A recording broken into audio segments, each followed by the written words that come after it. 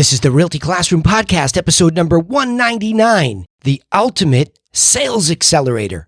Are you a real estate agent who wants to build your real estate job into a business without sacrificing your lifestyle, but you just can't seem to find the right plan or any plan to help you get there? Well, then, hey, you're definitely in the right place.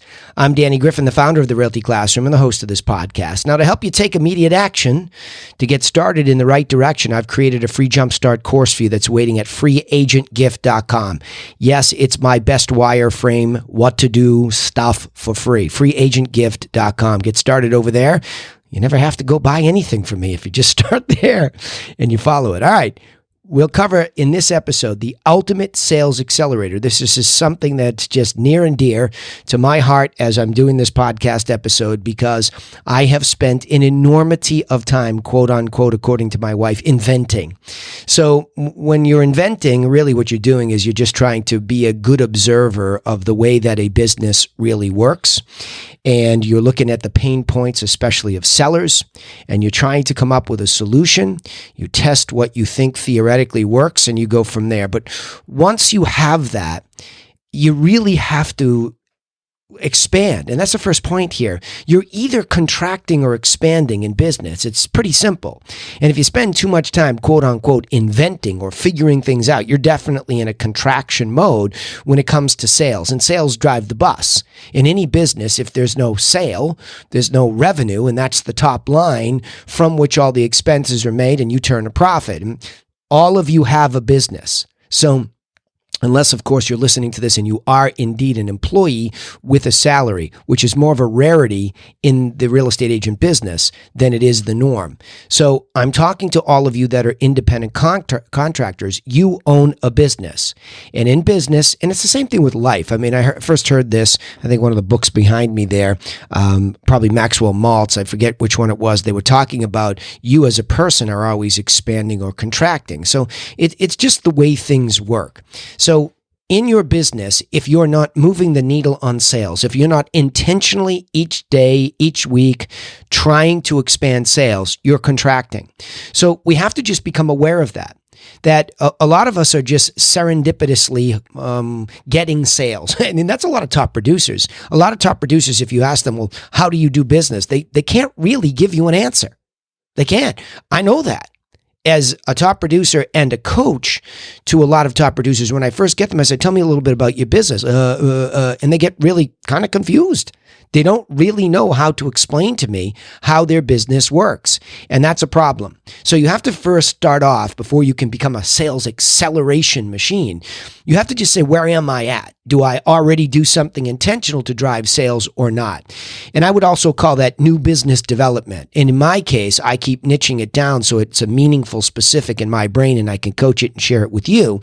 What that simply means is that I am looking to sell my services per se. Let's use the word sell. Now, I have a very strong feeling about magnetically attracting a sale versus going and trying to take it, but I'll just leave that footnote aside. I want to make sure that my business is acquiring new listings, aka sellers, at or above the median price in the geography within which I want to do business. I'll say that one more time slowly. To expand, I want to make sure that I am acquiring new listings at or above my area's median price or above. And I want to get that in that geography only. I don't want to go too far. Big mistake in my career when I first started, I live on Cape Cod, Massachusetts. Go Google Map it. It's really long. All the way from the tip of Provincetown to the tail of Woods Hole in Falmouth. It's a long way. I can actually drive from my town, Barnstable, in the middle to Boston in a shorter period of time, a much shorter period of time, which is crazy when you look at the map, but that's the way it is. So trying to do too much and be all over the place actually watered me down. It ended up bringing me into a business that wasn't necessarily median and above, and it certainly wasn't in one geography where I could build a greater sense of brand. It was watered down. So that's a caveat or a beware that I give you. Niche down, make it geographically smaller, and then stay median and above, because that's the second point. When you're talking about sales acceleration, you're also talking directly or connectedly to the word revenue. Revenue is the amount of money. A sale is a sale that drives the revenue. So the reason I'm teaching these days to pay attention, to be intentional about getting business above the median is not because I'm a snob. It's because I have a business brain that's growing that says there are two ways to accelerate this business through a sale. And in my experience, it did not take me any more effort to go out there and get a sale below the median versus above the median. So to sell my services and have somebody decide to list with me, there was no more effort to acquire, say, my average price 2 years ago in my marketplace, which I actually look at average now too. Average actually skews up higher than median. That's an interesting mathematical simple fact too. In most marketplaces. Some it's very close. In mine, because there's a lot of ultra luxury, both in my Boston business and my Cape Cod, especially waterfront, it drives the average way above the median. But what happened was, as time went on, and I'm doing this podcast in the thick of the greatest inflationary period we've seen in 40 years. So that means housing has inflated dramatically. And in my case, in my primary market on Cape Cod in the town of Barnstable, we went from a 577 average to $1,000,001. Let that sink in. Stunning, right? So as I cheated towards the median, the inflation there was so strong that it wasn't just the quantity anymore that I realized, it was the price. So the reason why I'm telling you, when you're talking about sales acceleration, getting conscious and intentional about expanding versus allowing yourself to contract, you then become conscious about how business actually works. Because ultimately, in your business, you're trying to drive profit. But a lot of you, like me, got sucked into, maybe it was the brokerage. We're going to give it an award, and you're going to walk across the stage, the most sales units. Well, who cares? Don't you want to be on the money list winner? Isn't that what this is all about? Now again, I know this, if you listen to my podcast, it sounds like, oh, you're all about the money now. No, I'm not. I'm about serving the people. But I'm also a business person that has to be conscious that I'm going to run into recessions. I'm going to run into all sorts of market changes, technology changes. These things are attacking my business all the time and trying to contract it. So in order to expand it, I have to be smart about driving not just the number of sales, but the price of each sale. And in other words, the price of each sale, obviously in our case, is driven by something else too, which is the commission rate that we charge. And that's negotiable, as you know, and you have to be careful of mentioning commission rates because they're always negotiable. But let's just say if you have a rate that you charge and you know what you're worth and you have a unique selling proposition, you would be smart to bring that intentionality to expand into the median and above area. And you always start with listings. I mean, if you hear this for the first time, I cannot jump up and down on my soapbox loudly enough and say, you must think listings first. Don't talk yourself out of it. Don't say, oh, these people dominate. The best realtors in any area only cover somewhere around 1 to maybe 3 to 5 if it's a real rural area percent of the marketplace. It's tiny. Do your own math and wake up smelling salts, okay? Listings are everywhere. They're there for you to serve, and median and above abounds. That means half of the sales took place at or above that range. And when you get listings, believe me, there are so many methodologies to attract the buyer from the product that you end up finding plenty of buyers. That's my own book of business to this day. Remember, I run a coaching program. I run a national brokerage now, the Griffin, and I do my own business because I like to practice what I preach, and I'm down in the assembly line really understanding it so I can proliferate it outwards. So price versus sales quantity becomes a very big thinking point when you go into sales acceleration mode. Because if you don't, you do what I did. You start chasing the number of deals, and before you know it, you're well below the median, and it really is a difficult business to be in, okay? Third, what works, you say? Okay, so how do we understand how to accelerate sales? All right, great. I know that you're telling me niche down the geography, go do your homework, make sure there's about 800 to 1,000 sales. There's 2 sides to a sale, right? So that's, somewhere between 1,600 and 2,000 sides, half of which are the sell side. So there's plenty in that place to start, to try to focus. Half of that for the median, you get the point, right? Simple math. But you say, well, how do I get them? What do I do? Well, I'm going to tell you that what works, you have to be testing. See, when I first started to pursue sellers, there were things that I did. And the easy thing to get sucked into these days is social media. Well, I'm going to go to social media and I'm going to try to get in front of this luxury list of people. And you can do that. And maybe it's going to get you some conversations. I heard somebody talking about YouTube, and I go out there and I do this, and months later I got an expired listing, and to reach out to me. What? You can go in MLS right now, print out all the expired listings that are at or above the median in your geography, and do what? Pick up the phone and call them. Now that's a whole can of worms, because what you offer them has to be unique. You can't be telling them about your resume and your brand. That's all nonsense. I found that in my own experience. You have to give away your best what to do stuff for free, just like I do on this podcast. This is my best what to do stuff right now because I'm doing this in my own business and I want you to be successful. I have nothing to sell you in this podcast. You'll find me if you need to buy something from me, right? But I always test what works. And what I found was the good old fashioned pick up the phone, call somebody that you don't know that owns a listing at or above the median. And they can have a variety of contexts. Expireds, cancel, withdrawns are something that this business will always have no matter what the market is. It's just a phenomenon because most people can't price something correctly or the agent faces resistance and there's a collapse. There's a failure. Failure is built into our business. Next, for sale by owner. They don't think they can afford you. They don't like you. They don't have a perception of value. That's another one. Probate. Somebody passes and the job of getting rid of this property falls on the administrator of the estate. They need help. And then there is the internet. What's your home really worth? I have an ad running right now on Facebook. It works well. We have to go look up their phone numbers because Facebook's a little stingy these days about what they'll give because of all the antitrust and federal violations they had by giving too much data. But we still found all those people. So I could go on and on and on about the context, but I'm telling you, there's nothing faster for us than picking up the phone and really refining our telemarketing, telesales opportunity, right? And what we're selling is we're giving away the best stuff for free, and then we're selling, more free time, the insight visit, which is the listing presentation. And that gives us the opportunity to accelerate sales.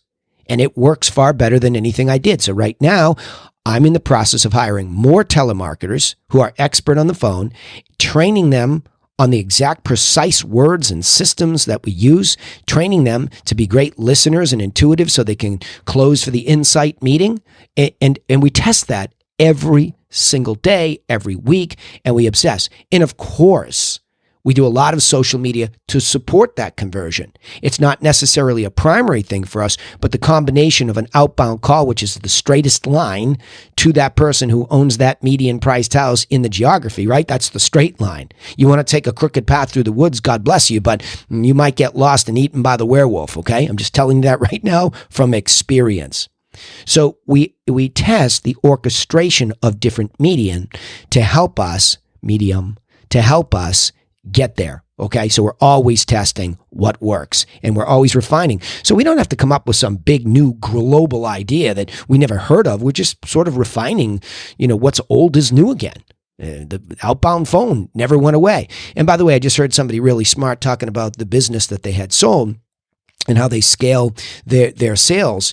And they were talking the same formula. Like, see, I just have to scale this. I'm onto this, and so should you. You should get started at it because I'll guarantee you most of you aren't doing that. You're sitting around going, I can't get any sales. The market stinks. Well, what are you doing intentionally to stop the contraction, to test what works, get on the phone, test it, okay? Now, once that works, to really accelerate, do the math and hit the accelerator. So what do I mean by that? Let's say you do exactly what I'm telling you or suggesting you to do. Telling you is not right because I can't tell you what to do. You'll do it or you won't. I'm just telling you what works. And so if you pick up that phone and you have a unique selling proposition and you can give away your best stuff for free. By the way, your unique selling proposition is giving away your best what to do stuff for free. Okay. That magnetizes the law of reciprocity back at you, where if their timing, if their reason why and their motivation to make a move is at a 9 to 10, then an insight meeting makes sense. Because to go there, you're going to give them some guidance about how to do it. So you go from what to do, and then their timing and motivation matches that. Then you go to the insight meeting and tell them how to do it. And of course, the logical thing is to hire you at that moment to help them do it, right? It's a very simple formula, works for us. So once you see that math, in other words, how many leads from what source did you buy? How many phone calls did you make to those people? How many conversations did you have? How many packages did you send? And I'm talking physical packages is what I send. Don't call it. You just send a digital package. You just became like everybody else. You better send something in the mail or drop it off to them. Next, how many insight meetings did you get? Next, how many clients? So everybody that helps you with that, or you do it yourself, once you see that working, hit the accelerator. Because you can see the return on investment happening. You can see how much you paid, how much time you spent, what it took you to convert to a client. Then, of course, you have to fulfill when they're clients by really making sure that this property sells, your open houses, your push marketing, blah, blah, blah. On he goes, right? Trying to stay out of rabbit holes here because I have a system for everything. So the way that that happens now is clear to you. And my feeling when I go test something, especially an A through Z process that works once, I don't run away from that. And a lot of times agents do. Top producers, like they're like squirrels. I mean, you snap your fingers and they're off in another direction because they just think somebody else is smarter than them. You'd be surprised at how insecure top producers are about their own success. So much so that somebody can talk them off of it like in a second. It's frightening. I know that because I train them. I coach them and I was like that. So once I know the math, now I accelerate and expand. So for example, we had a telemarketer who proved out the system. For one reason or another, she left, but there was another person behind her. She's doing super well with the exact same stuff. We refine more. We hire another one. We're looking for a third one, and on it goes. There's no reason, once I know the math is net positive, to not expand. The only reason would be that we don't expand is because we struggle to come up with a system to hire the right person, to train them, to coach them. We just struggle with all that. So in my mastermind, that's what I teach my top producing agents to do, is just to really, it's the head stuff ultimately. Ultimately, you'll just quit because it'll come dressed in overalls and look like work. You'd be surprised at how easy this is. Warren Buffett and Charlie Munger talk about this philosophical approach all the time. Just do the dang homework, find the companies that are throwing off tons of cash and buy and hold it forever and just become rich, right? So if you find something that works and you continue to refine it, just make sure that there's not some black cloud that's coming into our industry that will halt the way that that works. But picking up the telephone and accelerating your sales at or above the median in this geography ain't going away anytime soon, folks. Okay? All right, let me reiterate this to you. In this episode, I'm talking about the ultimate sales accelerator. And so I'll give you a little bit how I see that from above. One, you have to recognize, are you contracting or expanding your sales? If you're sitting around flat-footed, you're contracting. If you're doing something intentionally every week, you're probably expanding. Next, think price versus sales quantity. If you get caught up when you want to accelerate sales in just the quantity, it's likely, like it happened to me, you'll get sucked into the median and below business and probably off into the buy side only or mostly, not the sell side. So be careful. Think sales price in acquiring listings at or above the median, and you have to get far less quantity of those than you do of the lower end stuff to be profitable. Next, the way that you figure out what works is to always be testing. I recommend you test phone calls, outbound, and you learn a lot about it. It really works for me, and you can't get this dog off that bone right now. Next, once the funnel works, do the math. See what it cost you, and you can always refine the math and make it more cost effective, etc. But do the math and then hit the dang accelerator and hire, even if it's the first person or multiple people, to play these roles, to spit these deals out to maybe you when you're going out and listing them or somebody else. I'll summarize it this way. One of the greatest eye-openers in life is when we become conscious that we are either expanding or contracting, and that there is no in-between in business. The next lesson is to understand that there are two ways to accelerate your revenue. One, sell higher-priced properties, and two, sell more units. Price comes before units. While both help you expand, the easiest way to be profitable is to sell higher priced properties, assuming you maintain a commission rate that brings in more revenue. Top line. Once you establish how to acquire better business through testing, understand your cost of acquisition, and then hit the dang accelerator and don't ever let up. All right, remember, you can take immediate action and get started in the right direction with our free simple business plan that's waiting for you at freeagentgift.com. Here I go. I'm giving away my best what to do stuff for free. It's a wireframe. And if I had this before, I would have gotten more efficient so much sooner. I want to give it to you so that you can be successful with or without me. With or without me. You don't need me if you just start to wireframe out your business. If you want, I'm always going to make more and more available that you can come into our world, but freeagentgift.com is all free. Also, don't forget to subscribe to the podcast on iTunes, Spotify, or wherever you listen. It syndicates in a lot of places. We also post our content on YouTube. Trying to do more over there for you. So we give this video podcast away over there, and I will eventually start to sneak in a couple of the live telemarketing trainings over there so you can hear me working on the inside with both the Realty Classroom members and my national brokerage, The Griffin. Would also appreciate it if you would share our content with other real estate agents so that they get the help that they need. But remember this, nobody's coming for you. Absolutely nobody. So go get to work on your business, and we'll see you in the next episode to help you do that. Thanks.